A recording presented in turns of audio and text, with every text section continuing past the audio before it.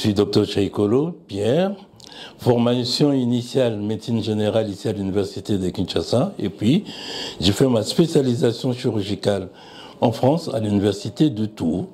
Je suis spécialiste en urologie. Après cette spécialisation, j'ai passé des concours en France, ce qui m'a permis d'obtenir le grade de chirurgien des hôpitaux de France. Les gens, quand ils parlent de la prostate, ils croient que la prostate est une maladie. La prostate n'est pas une maladie. La prostate est tout simplement une glande qui est située en dessous de la vessie, en avant du rectum.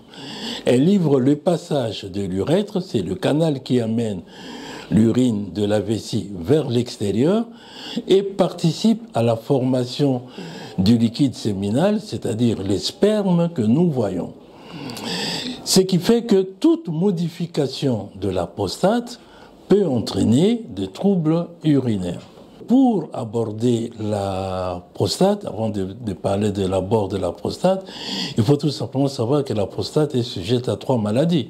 L'infection, qui peut se traiter par des antibiotiques, l'augmentation du volume de la prostate, ce qu'on appelle communément la prostate, c'est l'adénome, qui donne des troubles mictionnels, et le cancer de prostate, qui reste souvent asymptomatique.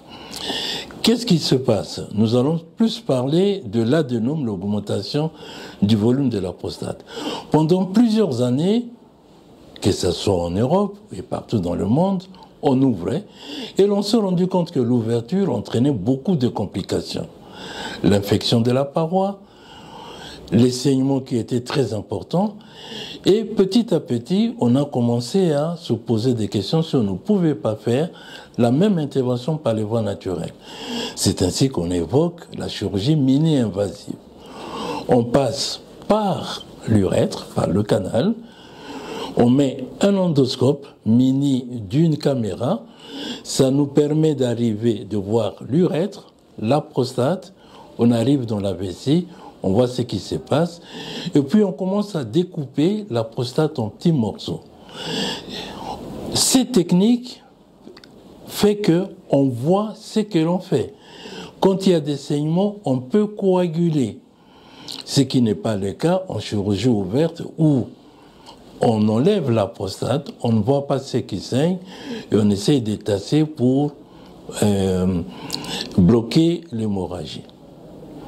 Faire un dosage de PSA et se laisser examiner la prostate.